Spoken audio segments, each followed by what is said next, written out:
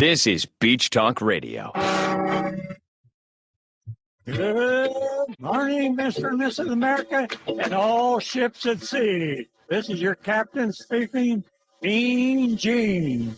Mean Gene. The following will be a test of the ship's whistle, the sonar alarm, the cable alarm, and the atomic attack alarm. Hello, America, and welcome to the #1 radio station in all of Fort Myers Beach.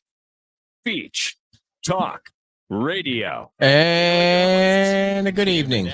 Oops, everybody, and welcome to a Thursday night show. I got to get used to the new intro.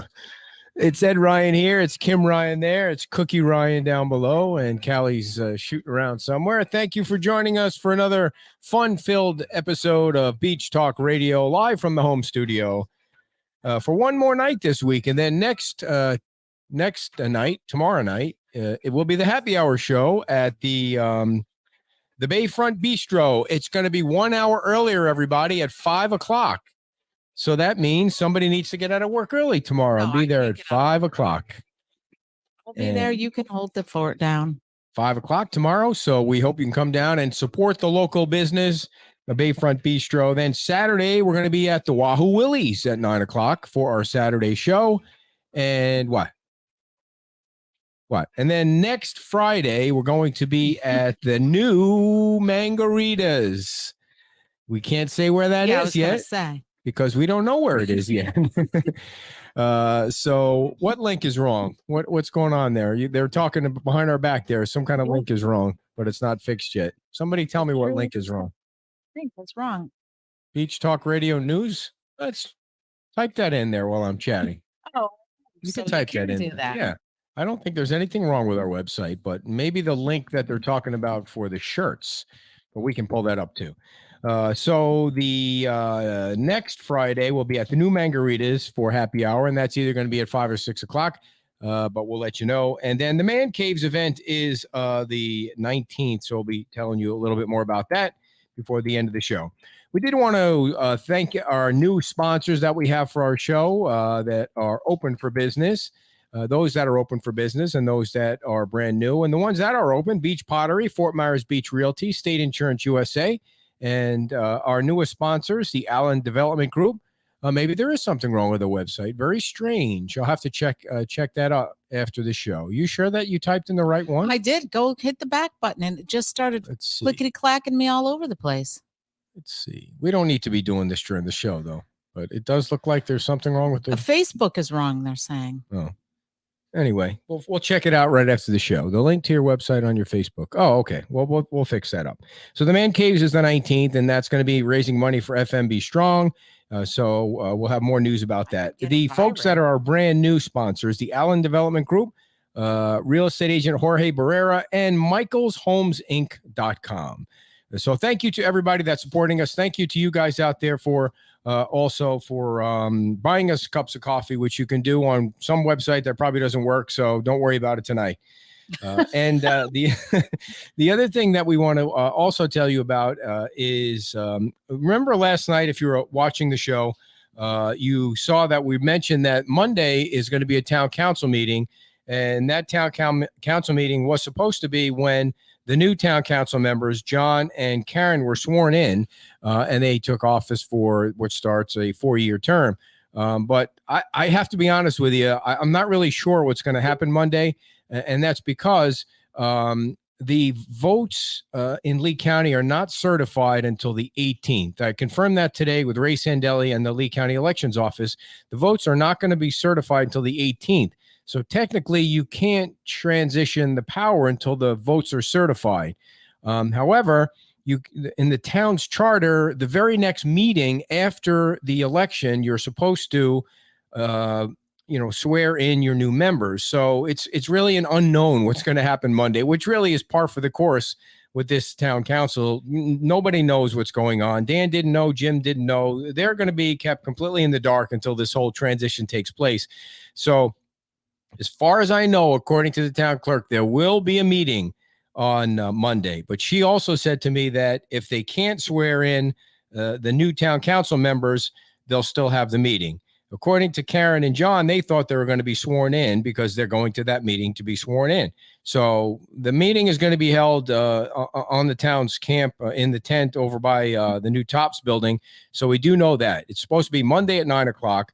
And if we can, we'll carry that live for you.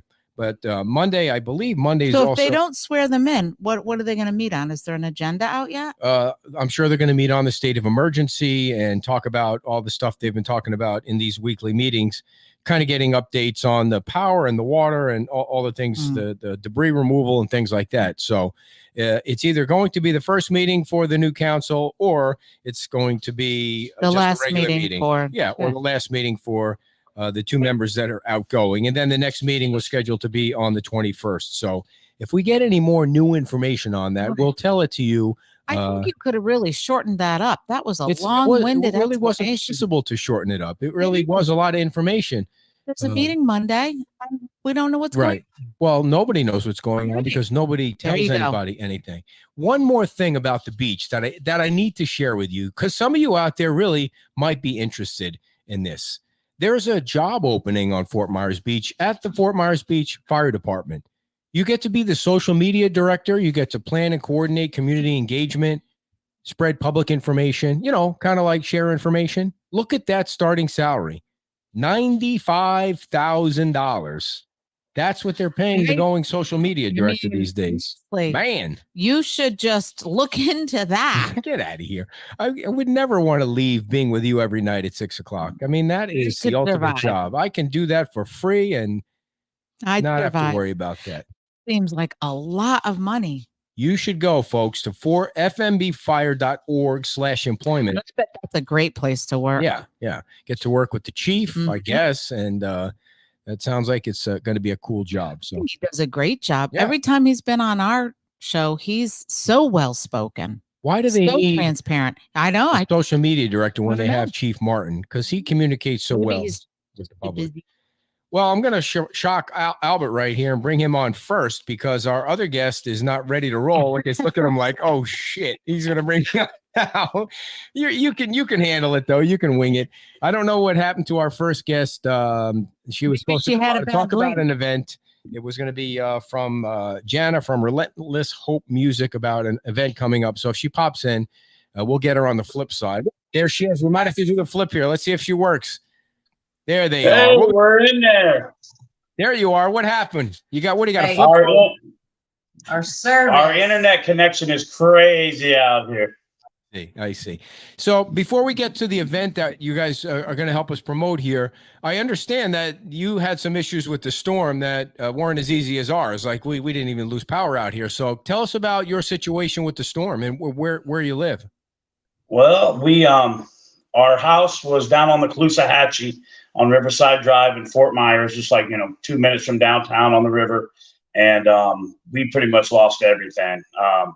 House flooded, busted the sliders, flipped our refrigerators, lost all our belongings, all our kids' belongings, 2 cars, full tables, which is what we do, for a living, floating down the Caloosahatchee. Just destruction like everybody else, but we're all still alive. So, it could have been a lot worse, and there's people who got it a lot worse, but definitely been through a lot of things in my life, been very emotional, taxing, probably one of the most emotional with loss I've had to deal with in my life, Mm-hmm. So where are you guys staying now? We got blessed, man. God blessed us. I do a lot of work for a lot of people moving pool tables and different things. So we got a place in Lehigh Acres, which is out of town a little bit, a house that we got to get in and get our kids back to school and try to get back to some normal stuff, And what is it that you guys do for a living? Let our audience know what you guys do. We own A1 Billiards and Mr. Slate's pool table. So if you play on a pool table around here in Southwest Florida, the odds are we put it together or had something to do with it. So if you buy a new pool table, we're the people that bring it to you, set it up. You want to change your color on your felt, we do that, and anything to do with a pool table. Cool. Now, do you guys know Becca from Peach Time Out? She's a pretty good pool player in town. That's right. She was going to Vegas and playing in the leagues and all that. You know what? I've heard the name, but we only get to work on them. We don't ever get to play on them. It's kind of like working at McDonald's. You don't want a Big Mac after you serve them all day. Good point. So you do tournaments and that stuff. Right. Oh, yes. That's awesome. So you guys cut a video. We're not going to play the video. Tell us what Relentless Hope is. Okay. Yeah. Sorry. Yeah. Explain You want to to us about talk? the group. I feel like I'm talking all the time. She says I talk too much. No, Go ahead. Relentless Hope is we're a husband and wife duo. We do faith-based hip hop. We always get boxed in as faith-based. We call it hope music because both of us had a crazy story before we got married, and then after we got married, just with everything you could think the world could throw at you. From even talking about the hurricane, you know, I've lost everything a couple times due to drug addiction and different choices in my life, and now we go back through our music and tell our story and try to help people, give some hope that you can change your life. You can, you know, live a positive, good, clean life and be business owners and be good parents. And so Relentless Hope is kind of came about when we started doing some music together. I had always been doing music and my wife started doing it with us. And we were having some trouble in our marriage. And we just said, we're not going to be a statistic. We just got to have some hope and get relentless with it. And so that kind of came. Now we went on tour this summer. We were gone on the road, just going to different towns, sharing our story. And so it's like we do pool tables and then we do music. So that's what Relentless Hope is. Where can people find your music? On YouTube? At Relentless Hope Music on any social media. On YouTube, if they type No Plan B, Relentless Hope, you know, all our videos will pull up. So Relentless Hope Music will get you to us. And you've done a song, Florida Strong? Yes, ma'am. Yeah. Yes, ma'am. So that's you guys. Well, that's us. There's a couple other good ones out there too, but yeah. So the storm happened. Again, there's been a lot of things happen in life that we should have been counted out on, and we just keep on moving. So when the storm happened, we seen the house, and I said, man, you know, we went through the city, we seen everything that was happening, all the broken people, broken homes, you know, and said, let's do what we do. Let's give some hope. And so we wrote the song in the morning, recorded the song in the morning, and shot the video in our house the next day. So the video is actually shot in our house. You know what I mean? That was our house. And if you watch parts of the video, you can see we're kind of faking it. You know what I mean? Because the song we had a lot of avenues we could have took to wrote it. You know, I thought, should we write a slow song that, you know, tells everybody, oh, we're going to be okay? And everybody's like, that's not really your fashion. So we just hopped on and did a bouncy, we're going to bounce back and we're going to be okay. And it's all right.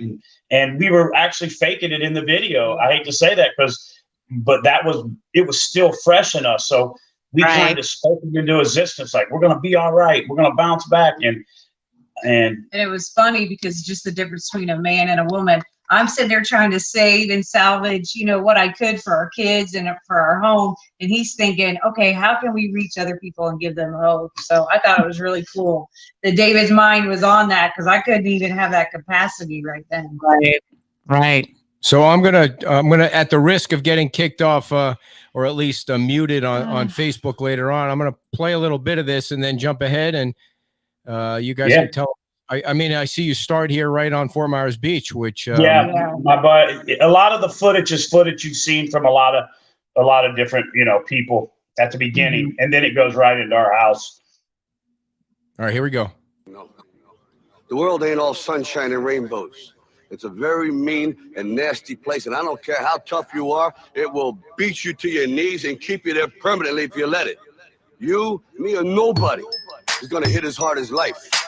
But it ain't about how hard you hit. It's about how hard you can get hit and keep moving forward. How much you can take and keep moving forward. We got hit hard, but Yeah, we moving on, we gon' build back. Even though we lost it all, we gon' give him praise. When the lights ain't on, unite, hold tight, we floating strong. Hurricane Ian came through, it was no joke. We lost it all, but guess what? We still got hope. Gotta keep the faith, future bright, no horse go. We stronger together, so hold on tight, bro. We made it through the storm, now we bigger and better. The Lord is my rock, my fortress, my protector. Shout out to Yahweh, he's the way, he's the truth. We gon' rebuild this city, so round up the truth. Bounce back, like we never lost nothing. It looks crazy, but God's up to something. We pray daily, them blessings keep coming. So pick up your cross and never stop running. We got hit hard, yeah, we moving on, we gon' build back. Even though we lost it all, we gon' give him praise. When the lights ain't on, unite, hold tight, we floating strong. We got hit hard. Yeah, we're moving on, we gon' build back. Even though we lost it all, we gon' give praise. When the lights ain't on, unite, hold tight, we floating strong. We got hit hard. Yeah, it's looking bad. We gon' take the pieces and we gon' try to build it back. I got Jordans in the river, a house full of water. I still got my dog, my mother and my father. And some got it worse, you won't hear me complain. Still relentless with my hope, giving praise to his name. Praying for my city, Pine Island to the beach. Naples, Sanibel to them poor Charlotte streets. Anyone who got hit, they going through the struggle. But God's still shining when all you see is rubble. Praying for the families that didn't make it through. Thankful for the ones out there doing what you do. I ain't even lying, we all been crying. Looking up to heaven while we asking God why. Yeah, I got questions, but I'ma count my blessings. You know I'm Florida strong, rebuilding, keep stepping. All right. Wow. That's crazy when I watched that, because she literally picked that picture up out of the dirt, and the videographer, my buddy from 39 Lashes, said, whoa, go back and do that again. And if you see her, she had been crying. Like, there was a couple spots while they were filming other people that we were going through our stuff, like having mental breakdowns. You know what I mean? Like, even if you look at me sitting in that chair, I had been teary-eyed. And because, like, it was like fun because we're filming the video, but then reality would set in, like, we're going to leave here and our kids don't have their bedrooms anymore, you know? And so that was our grandson, a picture that got washed away. She dug out. So he kind of reshot that, you know, so you get the. Yeah. So No, that's a great video. You guys did a great job. How long does it take to put something together like that? Well, that one was on QuickTime because I knew we needed to act fast, and I knew that our community needed hope, you know. And so I think I wrote the chorus and our verse in about 10 minutes or something like that. And then I got a hold of my engineer, and then the reason the other two guys that are in the whole video with us are good friends of mine, but I hate to say this, but I handpicked them both to show diversity, because Hurricane Ian don't care if you're rich, poor, black, green, yellow, you lived in a trailer or you had a house on the beach. It came through and affected us all, you know. So if you look at it, there's a black family, a white family, and then my other guy is like Latin. So we did that purposely to be diversity, that we're all in this together and we're going to bounce back. You know, that was kind of the plan. But we put all that video and everything in that together in about 2 days, something like that. Crazy, but wow. And people been reaching out to her, ladies and different people, saying, I lost everything and I was depressed, and I watched this song every day, and it gives me hope. And I was like, that's why we did it, you know. And folks, you can see it on it's on YouTube. That's where we picked it up from. And if they go to YouTube, do you have your own page? Is that how people find just type Relentless Hope. Yeah, if you type Relentless Hope Music, they'll go to us. So tell us about the event that's coming up. The event came apart because if you see the part of the video, it kind of leads to our closet. Well, there was there was nothing but hanging clothes. And just so you know, I'm too fat to wear any of those hanging clothes. You know how you always have a bunch of shirts and stuff. Anyway, I'm just joking. And there was a lady who runs Save the Closet, is a ministry where they go around, and they had been affected by hurricanes, and they give people clothes and come to people, you know, that need. And she seen the video and contacted us and said, I'd love to come to Fort Myers and do it. And we're like, hey. And then Gina Tomlinson, we had moved her pool table like 2-3 times. So, you know, like went and set it up and then moved it to their new place. So we kind of knew her from that, and John and her kind of came friends talking, and she sent her the video and she loved it and shared it. And so other people got on board, and we're just like, you know, let's just give some people hope, free concert, and give them some nice clothes, people that need it, you know, and that's how they started putting it together, and it's going to happen Sunday. So it's going to be Sunday, the 13th at Torch Bar and Grill in Cape Coral from 11 to 3. And so people can come, admission, food, clothes, live music. It's all going to be complimentary. And it's a chance for folks who've lost everything to get some clothes, come together, have a break from the devastation and hardship. So Save the Closet is bringing, it says here, 3 trailers full of beautiful dresses, new shoes, nice stuff, the good stuff. It's not like a small shirt that you can't wear. There's going to be college team stuff still in packages, everything. Tags. So it's going to be some nice clothes. And this might only be the first one. We're just seeing how we threw this one together quick. You know, and people need that. I mean, at first you don't, you know, whatever you can get, you get. But I mean, people got to go back to work. It's expensive to replace all of those clothes and shoes.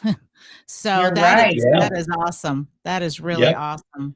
Well, we thank you guys for sharing the video and for sharing this information, and we wish you good luck, and hopefully everything will work out with your house and your kids and everything. So thanks so much for sharing that with us. We appreciate the story. We appreciate you guys and the opportunity to be on here. You guys are awesome. All right. Thank you. Thank you so much. Have a great night. All right. Make it out if you can. Relentless Hope, everybody. Let's make it out there and support them if we can. And that's Sunday, 13th at the from 11 to 3 in Cape Coral. If you need stuff, you know, head on out there. And if you know somebody who needs stuff, let them know to go out there, and it's all free to shop. And, you know, it's going to be the good stuff, not I imagine, not the bad stuff, not the bad whatever stuff. that is. Not the stuff that's got a whole pillies on it and one zipper's busted out. So it's not like people going through their closet saying, I don't want this anymore from the 80s. It's the not gained 10 pounds and never wore it. So nobody says that. So Albert, that's what you call a tease from earlier on. Albert's coming on. Wait, no, he's not. I saw your eyes bugging out. I'm glad I was sitting here early. Yeah. So Albert D'Ambrose, everybody's with Studio AD Architect, and he's been on the show once before. He's in the chat box almost every night, especially when this 50% FEMA thing comes up, which he's an expert on. So we wanted to pick his brain tonight about the 50% change or curveball that got thrown, and plus also get some real pictures up on the screen of the coastal construction line. So did you want to start with a question from last night that you had?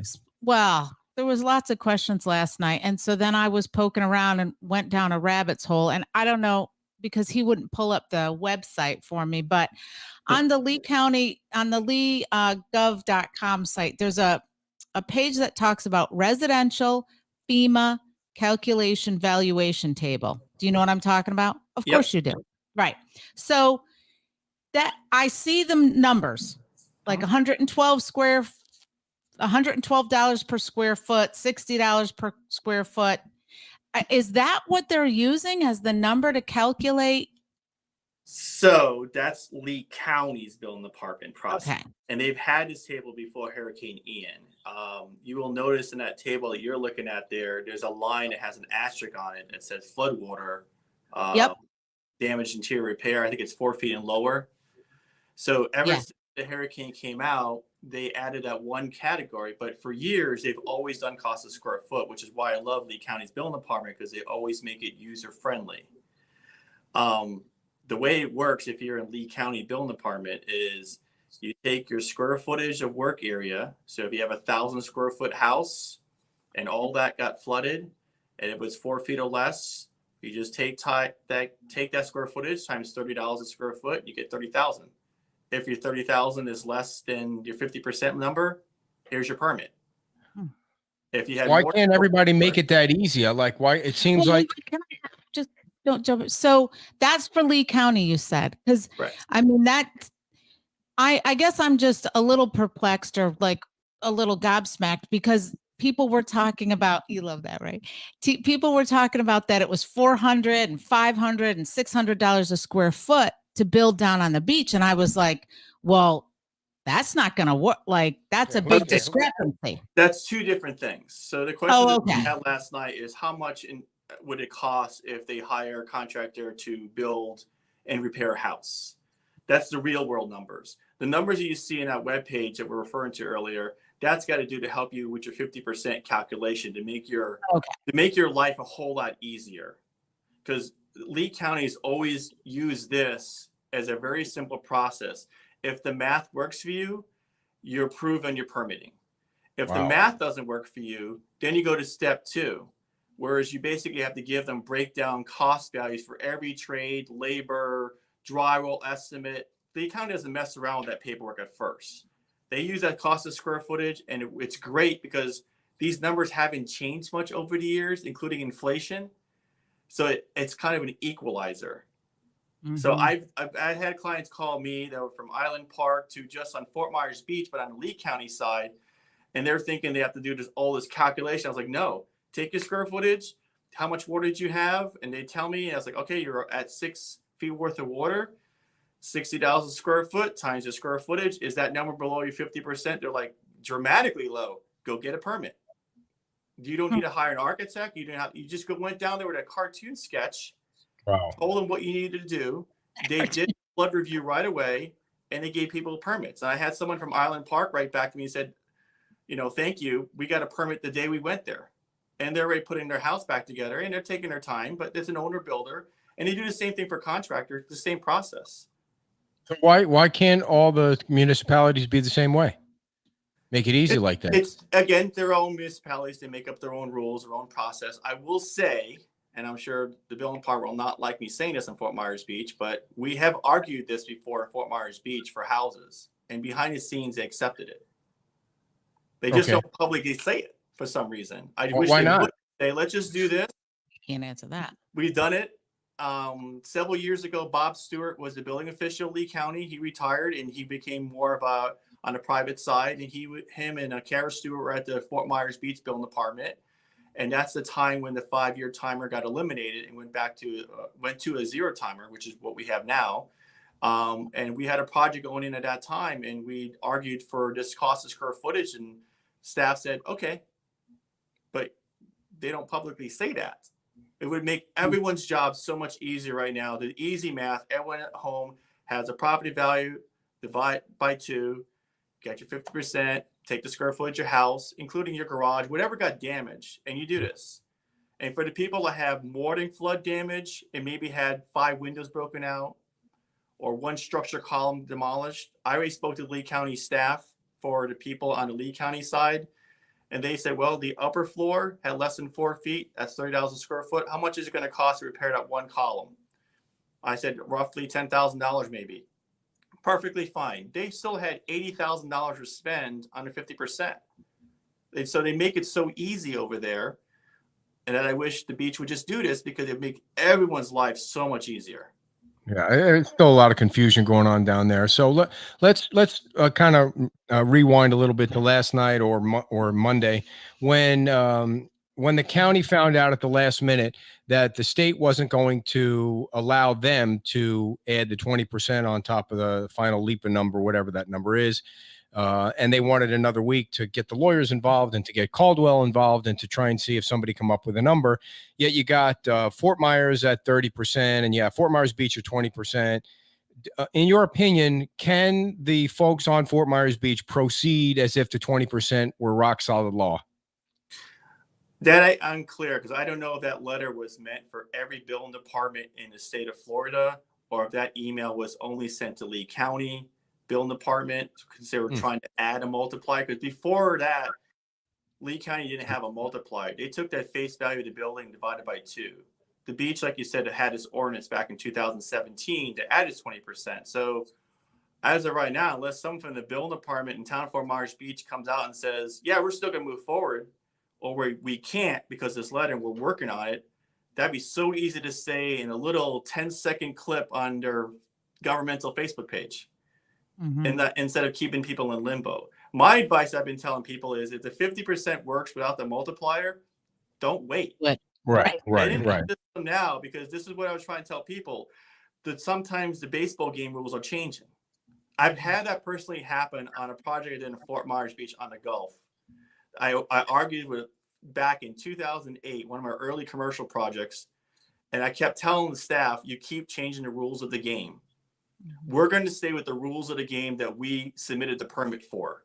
So you can try everything that you want, and it's unfair to change the rules. We submitted on this date, we're grandfathering these rules, and they tried, and we did our best to accommodate. We met in the middle, but that's the problem that we have.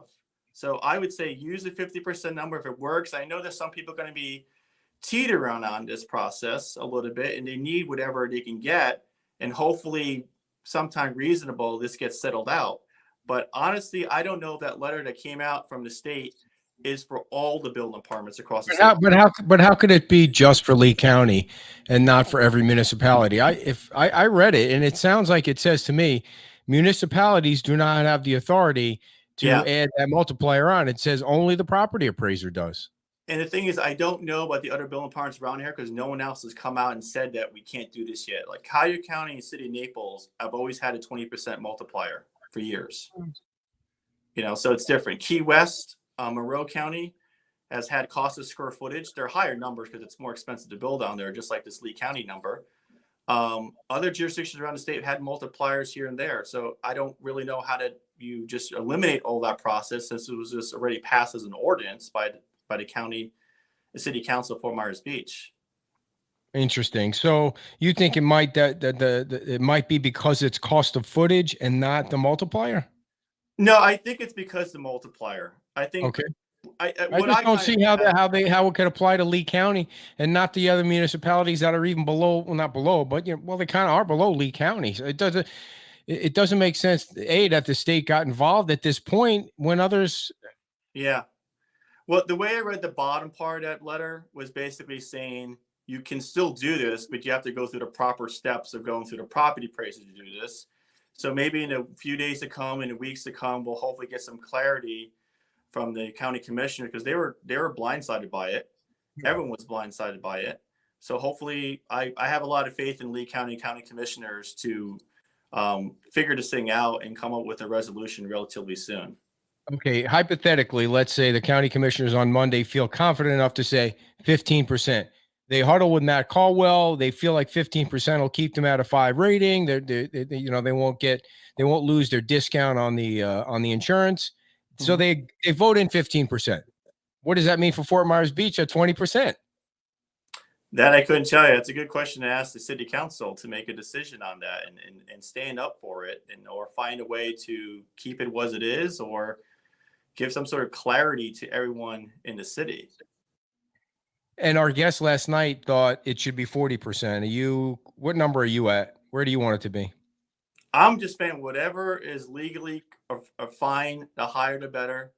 Because the reason for this is just to help everyone out so they don't all have to go hire private appraisers to do this process. I tell you right now, like we have private appraisers we work with, one of my earlier clients who's beyond swamped with private appraisals for commercial projects. Because we have to do them for condos, we have to do them for commercial projects because it helps the building be repaired. So the ones we're working right now are busy. So you can imagine if everyone who's tight has to hire a private appraiser, there's not enough to go around. Sure. Remind us, how much is that? That's a cost that the homeowner has to bear. How much is that about? Like, can it range? It varies. I've seen some as low as $500. I've seen some that go over $3,000. It depends if it's residential, if it's a large commercial building. It's a lot more work to do a commercial appraisal report. Right. I can't speak to each individual company's well too. Right. Swings in lots of directions. I think for a single family home, it's on the lower end. Obviously, it's a small project, but again, it's a little bit of time to put the crunch numbers together because they got to back it up. They just can't say, "Here's a letter. Your building's worth $1 million." Right. You got to have the credentials and math to back it all up. If somebody was close, if somebody was really, tight on the numbers, that could make a difference if they could get a little bit of a Yes. bump with a private appraisal. Yes, Mhm. it's exactly what we do in commercial. There have been some commercial projects that are on a tax roll and not worth a lot, and they want to do more, and they get a private appraisal. It's enough to bump it up, do the math, and then you're able to move forward on the remodel. So I'm going to throw this question out here just because I want to see what you think about it. So honestly, if I pay someone cash, how do they actually know what I've spent? They don't. That's true. Right. That's not an avenue most people should go and can go. But I guess Right. if you can and you do it and you don't get caught, Yeah. right? If It's not legal. If it's someone doing a remodel without a permit right now, it'll be eventually problematic long term down the road. Yeah. There's a timer on its ticking time bomb, whether it's a liability, whether they're trying to sell the property, and people look back and say, hey, wait a minute, this building was clearly one story, was under flood. How'd you do all this stuff without a permit? And it becomes an issue during sale. So there's law, and doing a permit by affidavit, which is basically working backwards. You did the remodel, now you have to go backwards to get a permit. That's like bailing someone out of jail. You only do that to your best friends. You can't do that for total strangers because you can't see things in the walls that were done. So that becomes problematic. I know some people said they were going to do that, and I was like, you pursued your own risk for doing that. You know, these property appraisers that people are hiring, I've heard the stories. They're getting ranges all over the place, and it's hard for people to know that have never dealt with this in their life, whether they're getting scammed or whether this is a good quote that they're getting. But how are they able to appraise a structure that doesn't look anything like it did before the storm? And the goal is to get it back to the way it was before the storm, you know, without the extras, so that they can live in it, but, you know, and try and keep them under the 50%. How does an appraiser know that, especially if it's not one that's in your own community? The ones that they should hire is the first thing they should ask them is, have they ever done an appraisal for the purposes of 50%? Oh, okay. They definitely ask that question, because if they haven't, they're probably going to be going to uncharted waters a little bit, you know? And if they have the experience doing it, they can, from past experience, say, you know, do you have floor plans, pictures? Was it up on Zillow before? So we can see what the inside really looked like, especially for the ones where you have no idea what it looked like before. They ripped the drywall up. You know, there's processes that appraisers have to follow, reconstruction costs, depreciation costs, or improvement. It's out of my world, but that's a good question to ask. And the actual appraiser does is, how do you kind of rebuild on paper what was there before? Now, where do you think the county board is going to fall on Monday? What's your read from what you've been watching and hearing? As far as a multiplier is concerned, you mean? Yeah. Yeah. I really don't know. I think they were, staff was recommending 15%. I know different council commissioners were asking for higher ones, like Mike Greenwell. I hope they get as high as they can, but it's obviously got to be balanced with all the regulations and the rating scores and all that stuff. Hopefully the higher the better. This way people don't have to hire private appraisers all over the place. Yeah. One of a lot of the comments gives me another question that I want to throw at you. There's only one property appraiser for all of Lee County, and that's Matt Caldwell and his team. So the state sends down a letter, even though it's only to Lee County, because maybe the state finds out, hey, you don't have a multiplier and you're about to pass one, so we want to stick our noses in your business and forget about local control on this one. But when they say that only the property appraiser can come up with this multiplier, he covers the entire Fort Myers Beach area too, because there's only one in the entire county. So how does it not apply? How could it not possibly apply? Yeah, I don't know if it has anything to do with the letters that came out right after the storm, where they started making it easier for city building. I don't know if that precipitated the state and looking into it a little further as to why those letters were issued. I can't speculate. Who knows what the reason was. We got a question that somebody texted me earlier that I want to ask again. If I'm asking you out of left field, you seem to know a lot, so I'm a lot more than most people. If I live in Lee County, not the town of Fort Myers Beach, and they deem me a high risk flood zone, but she has no mortgage, can they require her to carry flood insurance? Okay, so if there is no mortgage, you're not required to buy flood insurance. But I believe what I've been hearing from a lot of people is if the FEMA gives you money, I guess you have to carry flood insurance. Well, that was her next comment. That was her next I comment. don't know if that's a factual thing because I haven't read it. I've just only been hearing it as comments. I've yet to verify that appropriately. She said, I know if I accept the FEMA money, they require I carry $7,000 a year national flood insurance policy forever. But if I turn FEMA money back in, I'm wondering if the county can require that she carries flood insurance. That's a very good question. City Sanibel and Cape Coral have had these two FEMA people come to their town hall meetings. It's the same two group of people that were in City Sanibel. They showed up at Cape Coral a few days ago. Those two people are probably the perfect person to ask that because they've been very good answering questions from the public as to general overall processes from grants. If you accept this, what are you required to do? I'm not in a position to be able to understand that and answer that question correctly. I wonder if they've been to any Fort Myers Beach meetings or if we can get their information from you if you know who they are and pass that along to the new council members. I'll try to because I think they were introduced several meetings ago in Sanibel. And Sanibel's doing a great job with these meetings that they have and not just running a meeting, but also fielding questions one-on-one with people.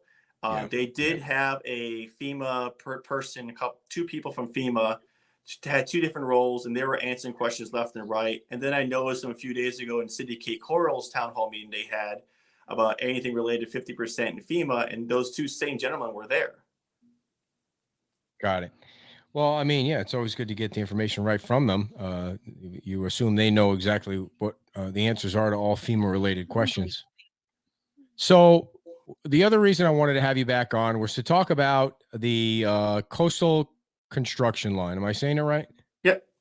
All right.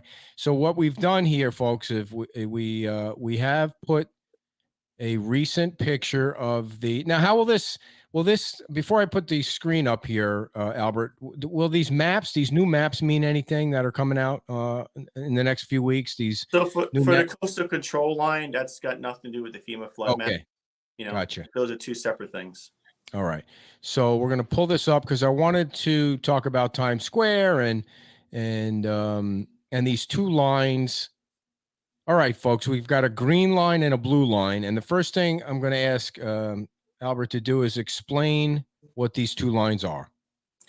So the blue line is what we really call the coastal control line from 1991. That basically means everything seaward of that line, the state of Florida's Department of Environmental Protection has jurisdiction over. That means if you're building anything seaward of that blue line, you're not just getting an approval and permitting from the town. You also have to get permit approval from DEP, which is in the state. So whether it's a house, a commercial building, you're going through another regulatory agency to get approval and permits from. The green line is an older line that is used as a rear setback line, which means nothing can pass that green line. And the aerial that you're seeing on the screen is from Lee County's GIS mapping. I would say it's an approximation. These two lines show up on legal surveys when someone's getting a property surveyed because they have to be exact where they are. And you never want to build right up to that green line because if you're off and you pass that green line, there's no magical blade that can come down from the sky and shave your building off.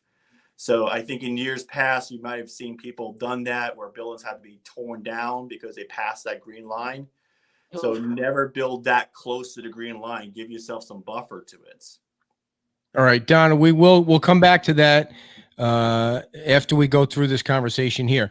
So the stuff that is already in seaward of the green line now, that is not going to be able to be rebuilt no matter what. Correct. And that process is nothing. No. So nothing. Like that green line's going past that building approximately. Right.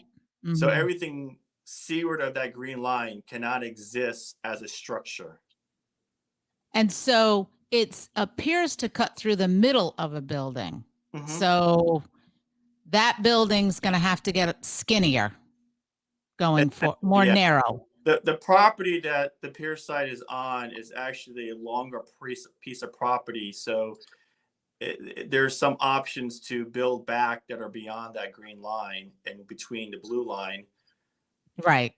But not seaward of that green line. So let's say that they decide to rebuild right up to the green line. Can they serve outside? Yes. Yeah. Okay. So they can still, they just can't have the kitchen or that. I don't know what that roof thing is there. Any building, nothing. Oh, they can just be, it just has to be the beach. You just have, so that would be then a town. Well, they wouldn't be able to serve outside because the town doesn't allow you to do that. Only the ones that are grandfathered in. Oh, okay. See, that's a different. As far as I remember, you can't get a.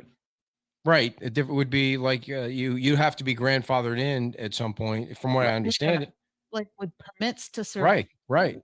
Well, they're going to have to change that. I mean, those folks, they're not going to have to change it if they don't want to. I mean, I guess. Well, I just think that this storm and the damage and how it's going to change the footprint of especially Times Square, they might want to take a look at doing that because it's really going to change. At least for those guys, it's going to change it quite a bit. So, but Albert, all of them have to be elevated to the new flood elevation because they're most likely, again, the buildings that are gone are obviously there's no substantial improvement you can say within. They're gone. It's new construction. And remaining, if they can repair it under the 50% rule, they can still stay at grade and not have to elevate anything new. I think the old Citrollos at the corner, the ice cream, is can remain at grade if it's repairable. I think you did a little walkthrough video, went inside of it one day. Quick view of it looks like it can be repairable again if the math works. But then, as an architect, how would you foresee half of the other side of it being up so high and then that being down so low? Yeah, the other night when you had Torgerson on, they made a great point.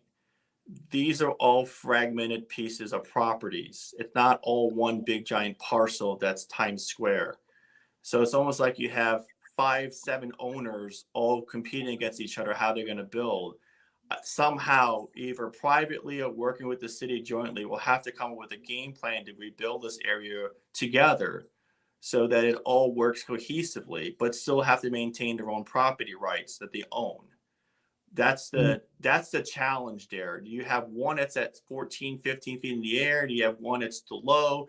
You have one that is going to be kissing your platform now. Do you have 50 sets of stairs going, all these things? And, is there a common thing they can do in the middle that gets you up to that level? And then you're all on the same plane. And that's where you're getting with land use attorneys. You're getting with civil engineers, architects, the city. All the experts have to work together in order to make that possible. When I first came down here, it was a few weeks later when we had the gentleman from FEMA on. I can't remember his name. We were sitting at Pete's Timeout. There was still a lot of debris there, and one of the building owners was in one of these corner lots that wasn't totally destroyed, that he was cleaning up, like he was cleaning it out, like he could reopen. And I was just learning about this whole 50% thing, and I'm thinking, how is that really possible? Like everything else is basically gone from Times Square, and that one corner building is still at grade, and he was cleaning it out. I don't know, can he open? And then you're going to have one building on the ground. Well, that's what I just 14 buildings in the air, and then so that's true. It's a dilemma to deal with, but if that individual property owner and that person's building, it's probably going to be a whole lot cheaper to repair that building if the math works, keep it at grade, assuming the future risk that something could still happen. So have you had a chance to look down this entire green line and see if there are any houses that were on the line that can't be rebuilt? I know you're doing all the work for us, but I was just wondering if you haven't did that. Like, are there any other businesses down there? Like, I heard that Shuckers. There. Yeah. What building is that? That was Shuckers. Is way past that green line, and that's a very sad story because a lot of their property is now lost because of that. Wow. Oh. Yeah. That's the process they're working on right now. So the building is gone, but now they don't own the property anymore? Yeah, how does No, they that still work? property. It's just the majority of the property goes in past that green line. So it's just can be sand. It's not like you can do anything with it. It's Right. So what's left over in the property that's buildable between the green and the blue line is a smaller super footprint. small. So And so someone they has would. to be creative how that works, because obviously you need parking, you need drainage, you need footprint. There's lots of things that go into a site development plan. So getting civil engineers and people to figure that out is going to be a brainstorming exercise. Well, Yeah, and so if the ordinance or the rules on the beach are that you can't serve on the beach, I wonder if they are grandfathered in. If they or would they be grandfathered in even if they couldn't have a building there, could they serve alcohol out on the beach? If they Yeah, that I don't know. That's beyond a building question for me. Okay, so that's probably what the ordinances are at the time. Wow. Yeah, ordinances are and how the agreement Don't with the even. city works. There's a lot of moving parts. So we go through this building next door here too. Yeah, and again, that's Lani Kai, and the green line, again, it's approximation on these aerials. It's not an exact thing. So Gotcha. if any of these lines are bisecting someone's building by a sliver, they shouldn't freak out. Yeah, the one next to that, it's right, that one right there. I mean, it's right on the line, but I'd be freaking out. I know what you're saying, but look at that corner of that building. That's crazy. Yeah, does the that diamond happen? head right there that you have, I think it's right there in the middle of the screen. Is that diamond head right there? No, Oh, is it diamond head? That's the what's it called? There's a parking right next to the diamond head. It's that whole complex is a resort too. It's right through the pool. Yeah. So what Can the pool stay? What if the pool's there? You know, that's a good question. That I don't know, because that's usually done by pool engineers. Yeah. Well, Albert, what the hell do we have you on for tonight? You keep saying I don't know. Come on, man. I'm good building. So where the green line goes through buildings, obviously goes through a chunk of the building. You know, it's not close. It really goes through it. Were those buildings built before 1978, or like how did this happen in the first place? There's a little bit of history of that green line that I'm not too clear on. I believe it has to do with more Lee County had a line back then. Okay. So it could have been different lines, but now that's the whole thesis of how these lines became about. What is the goal? Go ahead. I said, what I do know is the green line is the rear setback. The blue line means you go into the state for a permit. What do they want these lines to determine? Like they're trying to save the beach, make the beach bigger. What's the goal with these lines? I think the state of Florida, if you research the coastal control line and the DEP, they talk about the reason and why that line is, and a lot of it has to do with they're saving the beach, saving the coastline, sand dunes. The people aren't building things that are going to destroy the beach, basically. And there's a lot of other reasons as well too that they list on their website. But there's a lot of regulations that control that. So that line from 1978, how often does that get updated? Because things change, like water level. The line itself does not get updated at all. The green line, because that's surveyed. It's a line that a survey knows. There's a legal description for these lines. And when this person hires a surveyor to get a survey of the property, it's actually going to be shown on there. It's a legal line, like your property line that you own.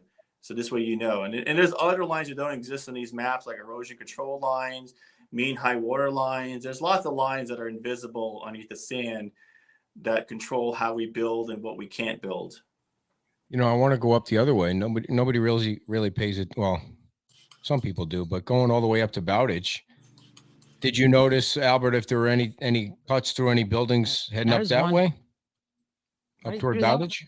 Right. Yeah, there's a building right there. It cuts in there. Yeah. There's a condo. That's not close. That's right in the middle.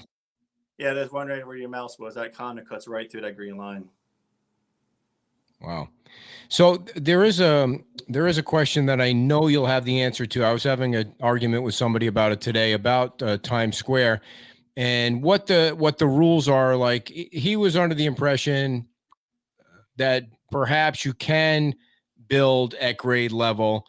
What let's say, you go down Times Square and you see those buildings that are totally gone. There's a handful of them. Pete's Time Out, Plaka, that side, they're all gone. Is there a link to the map? Jim wants to know. Yes, I will see where I can. I don't think I can pop it up here, but I guess I can pop it up here. But you can't link. You can't click on it. You're gonna have to copy and paste it. He thinks there might be a way where he could still build at grade. Is there any possible way that you could build at grade? The challenge is that everything, I guess, south of Old San Carlos, Times Square is all velocity zone. Okay. It has been, and it still is under current flood maps. Now, we'll say that the new flood maps, a lot of velocity zones have come down in height, but it's still pretty high. So from 17, made it gone to 14. So it's not enough to be as high as it was before, but as of next week, it's still velocity zone. Now you go northbound on Old San Carlos towards Nervous Nelly, those are all A zones, and that's why those businesses can exist on the ground. So, what is your estimation of how high the buildings in Times Square will have to go up again? Well, so the north part of Times Square, I'm looking at the map right now, the newest one, is elevation 13. The buildings that are really close on the Gulf are elevation 14. Our building code, Florida building code, requires you take those numbers, you add 1 foot to that. So 13 becomes 14, 14 becomes 15. And what does that really mean? But in velocity zone, that measurement is not to the floor that you're standing up on the second floor. It's to the bottom of the lowest beam that supports that upper floor. So depending on how you structurally design the building, that beam is 2 feet deep. Velocity 13 turns to 14, add 2 feet, you're now at 16 feet. 16 feet before you're actually standing, Correct. Looking out over the water. Okay. Correct. Now, what are you starting off with? What's the dirt? What's the land that you're starting off with? And in some places on the beach, it could be 3 feet, it could be 2 feet, and it could be as high as 5 feet if you go in the middle of the island. So you just have to subtract the two, and you realize what the differential is. So let's say we're staying at Times Square, and you said, do you start at the water? No, that's the lowest point. It's the actual dirt that's there. Oh, the dirt that's there. Okay, so there's not much dirt there. Well, that's what he just said. It could be 2 feet. It could be. I don't think it's any feet. Exactly. I think it's varies. There's actually a tool on that website that you can turn on, and it gives you an approximation of all the dirt elevations around the whole entire county. Which one is it? Exactness, but it's a way you can do it. Yeah, we'll stick to the questions. So, are you height you had prior? Chris wants to know. I'm sorry. Are you allowed the height you had prior? Okay, so that's a complex answer.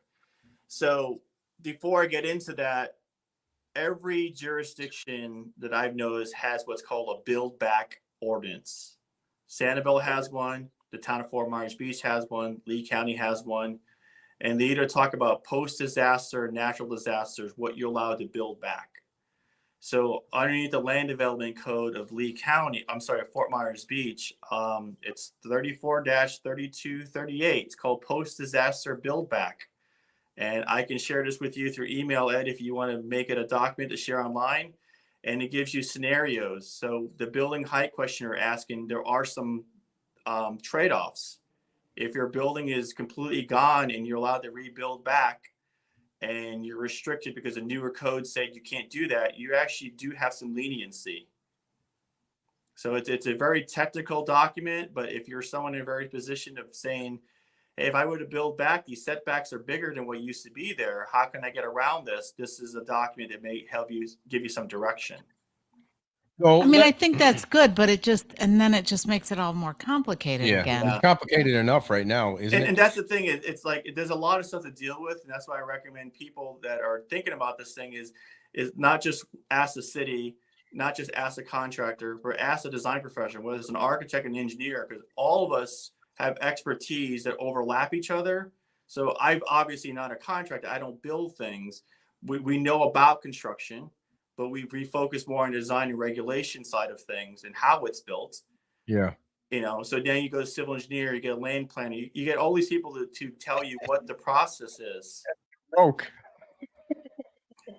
So one of the things Tom Torgerson and John said the other night too is in their original plan, they were they proposed this this gigantic seawall that would have stopped some of this water from, you know, the violent water that that we saw destroy these places. What if they add that first before they put these buildings in? Could they build back at grade then? Yes, because essentially when you're doing this coastal armoring system that he was referring to, a seawall, boardwalks, all these things, the purpose of that is to break down that velocity wave so it loses its strength and becomes more rising water. So that means on the other side, you magically turn into an A zone. If you're an A zone, you can build right at grade. Interesting. But it's going to be built really strong still, but you're allowed to have it at grade. It just has to be designed to resist a lot of water. And so the building does not collapse if the water gets that high. And the water should not be allowed to go inside the building. So you have these flood panels. And there's no way to 100% eliminate the water inside. You still can get some of it, but you don't get the 8 feet worth of water. So that's what it makes sense on his part. I just think because this was the largest development investment in the town of Fort Myers Beach, I think a lot of people get scared of change and are not familiar with what a lot of this stuff means. I think revisiting an idea is a good possibility. And maybe now everyone realizes what this could have done to save, because there was an article several years back where they actually said that, yeah, if a building catches fire and it collapses in Times Square, they're going to have to build up 17 feet in the air. And here you have a natural disaster that's proven the point. That he was trying to be proactive in thinking to make it work for the city. I just think a lot of times people are scared of a lot of modern changes and unfamiliar with it. It's a hard selling point. So isn't it interesting that in order to perhaps save the mom and pop look at Times Square, they might have to put in that thing that they didn't want to put in years ago to prevent this water from violently knocking those buildings down? It's a possibility, yes. You know, it's time too, because these things don't just happen in a month or two. It takes years to get all approved from DEP. And so you could be 4 years later on, and all of a sudden now you can start building something after everything gets changed. I know we answered this before. It might not have been something that I asked you. I don't remember, but explain how Wahoo Willie's was able to get through so low in the first place and how it survived. So that whole area is in an A zone. So you're allowed to build commercial, not houses. You're allowed to build commercial on the ground floor below flood elevation. So as long as that your building is designed to hold back all of that water structurally too, because that's a lot of weight of water, and it's designed so it doesn't pop out of the ground and float, and it's designed to have flood panels so that the water doesn't go into the building. If you meet all those criteria, you're allowed to have it at grade. I think too, didn't they have their like their kitchen stuff up? No, everything's on grade. The bar is open air, so that's different. That's not an enclosed structure. That's all open air. But the building survived, and it's because its strength of how it was designed and built by their architects and engineers. It resisted the flood water, so the building didn't collapse. So it was built to code. It was just built to grade. It was built where it is because it's not in the high velocity zone. It's in the A zone. If that was a velocity zone, it wouldn't be at grade. It'd be 14, 15 feet in the air. Do you think that SOB, from what you've seen, is below the 50%? I don't know until someone examines it in more detail. Anything's possible. Sure. I think you have to rule out all the options first and say, what's the building worth? How much damage do you have? How do we master plan this repair and permitting so that you can go back and you try those routes first? Someone's asking if you can repeat that ordinance number or what you were talking about. 34-3238. The town of Fort Myers Beach post-disaster build back regulation. Just something else for everyone to get confused about that People need explaining. The last question I wanted to ask you about the Times Square area, and I apologize to everybody for harping on that, but that was our home for the show, and everybody loves it there. Do the bathrooms have to be upstairs too? We know all the kitchen equipment does, but he was arguing with me that he's not sure the bathrooms have to be upstairs. Yeah, but our experience has always been everything has to be on the upper floors. You can't have anything on the ground floor. You got to Just be breakaway walls and equipment that you can move. Breakaway walls are the minimum things that you need to support that building. So an elevator can go down there. If there are any walls that are down there, not columns, those walls that are important to that service, like the elevator, are not breakaway walls. There are some seriously cast in place, concrete, thick, massively reinforced walls because they got to take the brunt of that wave. So that's why you see a lot of columns. And then if there are walls that can be sacrificed, those are breakaway walls. They have no rebar in them. They're just concrete block and they topple over. How you don't really want them to break away, but they will. They're a requirement. So if you have any walls underneath the velocity zone, they have to break away unless they're structurally designed not to break away. So then they're going to be a really strong wall. So a lot of houses up, down in Little Hickory Island, Barefoot Beach area, they're all velocity zones. All those walls in a lot of homes broke in because that's what they're supposed to do, is to let the water go through. And the waves need to break that wall through so it gets through underneath your building. Okay, so in your opinion, and then we'll let you go, and we appreciate you coming on. We won't hold you to this, but if you were a betting man and from your experience and from other communities that you've seen, how do you think Times Square is going to look in 5 years? Well, if they're not able to do some sort of coastal protection wall, then it's all going to be elevated. I just hope that it's not one person is elevated, another person is then separately elevated, another person is separately elevated, and every piece of property has their own stairs, their own elevator. If there's a way they all can work together, and I know that's a challenge because you have different owners, different locations, different direction, different pocketbooks. It's wallets and stuff. It's challenging.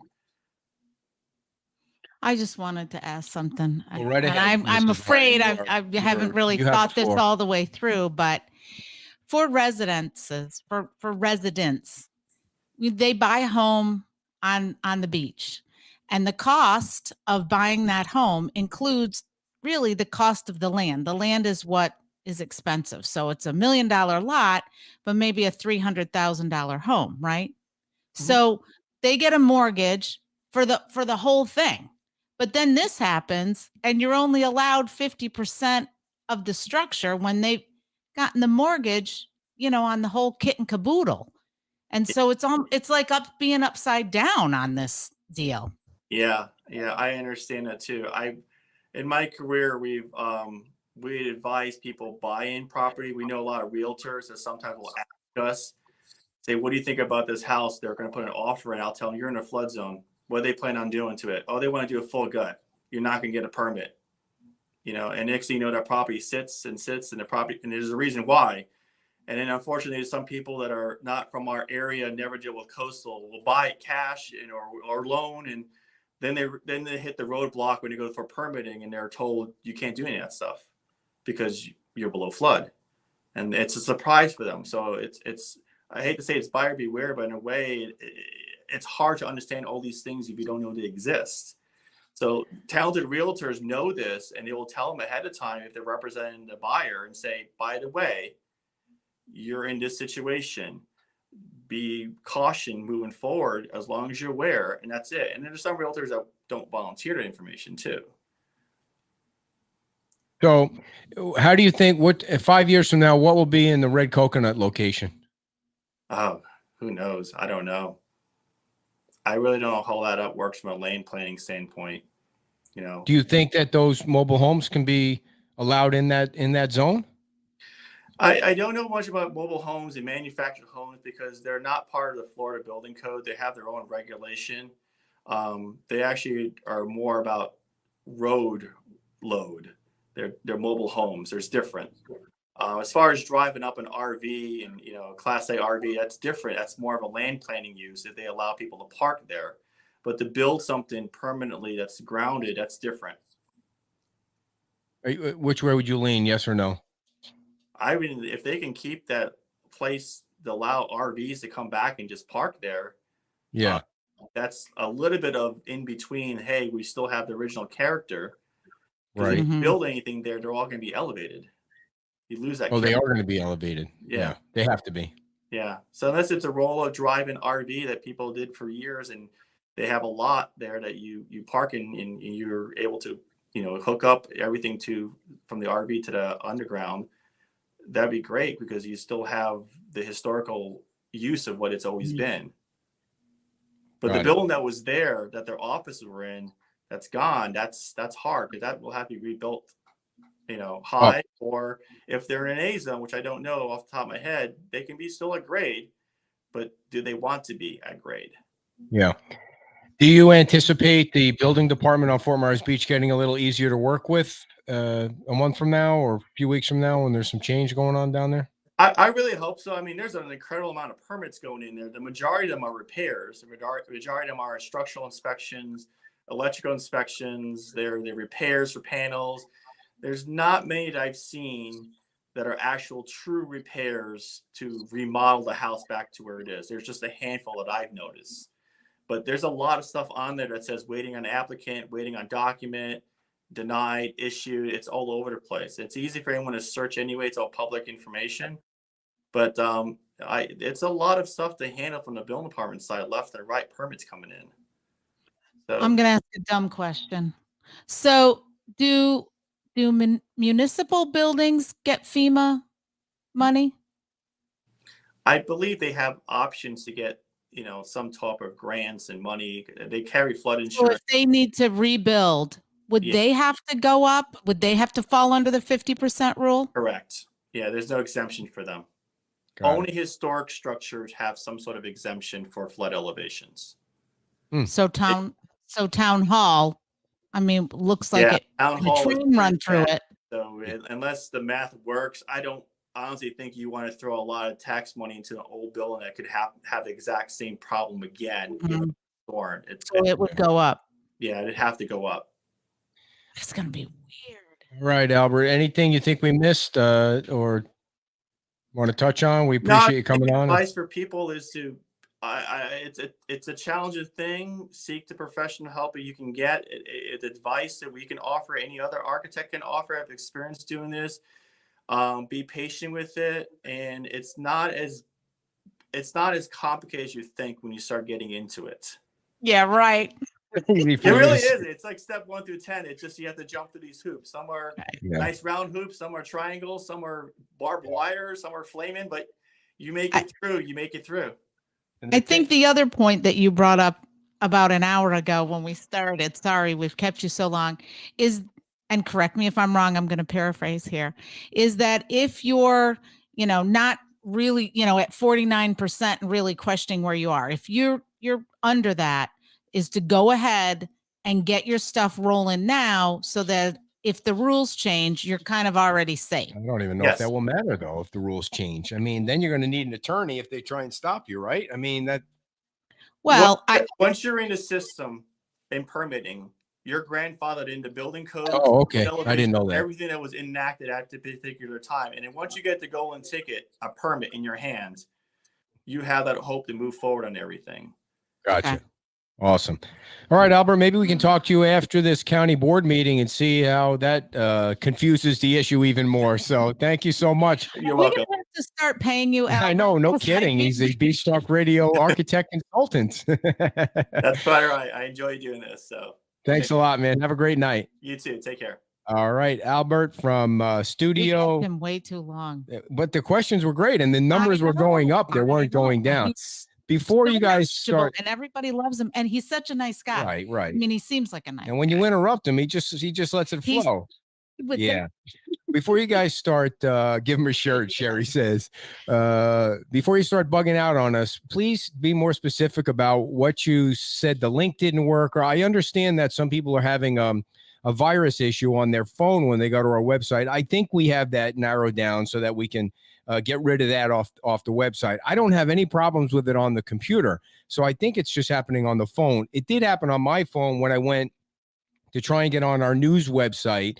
and something popped up on my phone. So if you can tell me exactly what a problem you're having, a bad link Somebody or said something. they contacted you about it weeks ago. I'm sure they did. And I'm sure I either forgot about it or didn't get back to you.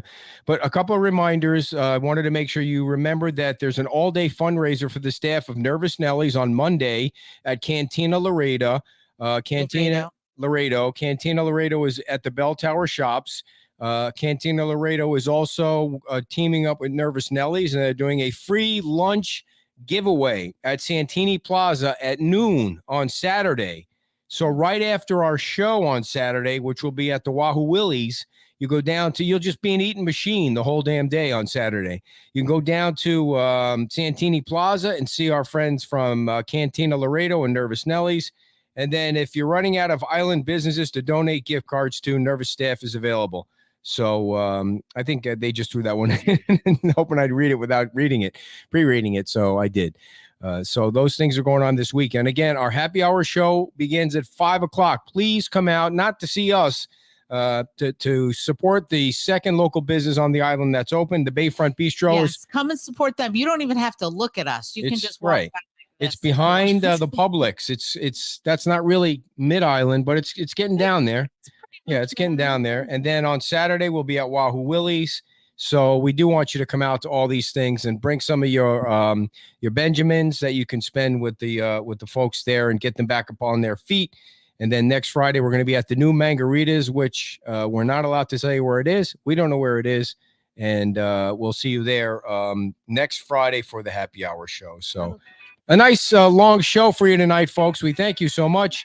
And tomorrow night is Friday night. Yeah, I already told everybody what we're doing tomorrow night. You can keep ordering the shirts. All I want to say about the shirts is please be patient. Please be patient. We're going to get them to you. We appreciate that you're looking forward to wearing it. We love when you send the pictures in. You can see on our Facebook page, you can see all these people with shirts on. And Marie is working hard. We're kind of caught up. It's the printer now, the printer that we're waiting for to get us more shirts. We order 300 of them at a time, and they've got to get them, and they've got to print them, and then we go pick them up. So and we use somebody local.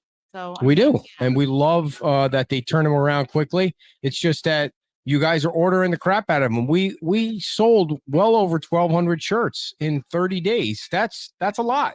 So that'd be no, I'm not. What she's right. like, I look so annoyed. No, why do you look so annoyed? Right now. I'm saying that if I sit like this, I look one way. But if I just do that little bit, like a facelift, it looks so much better. So I'm annoyed that it doesn't. You know, I have to say, we didn't get any gifts today. What's up with that? Oh, stop. Gifts. Someone's going to send me some tape so I can tape my face back. What are you talking about? It's like this. And then if you go like that, it just. I see. Wow. Wow. Deal. It's a big deal. All right, everybody. Thanks for tuning in. We'll see you tomorrow night from Bayfront Bistro. People getting together. Ended. Sure. And doing what? That would be great. We're going to have a lot of them there tomorrow night. See you guys. Have a great night. Bye-bye. Cheekbones for days.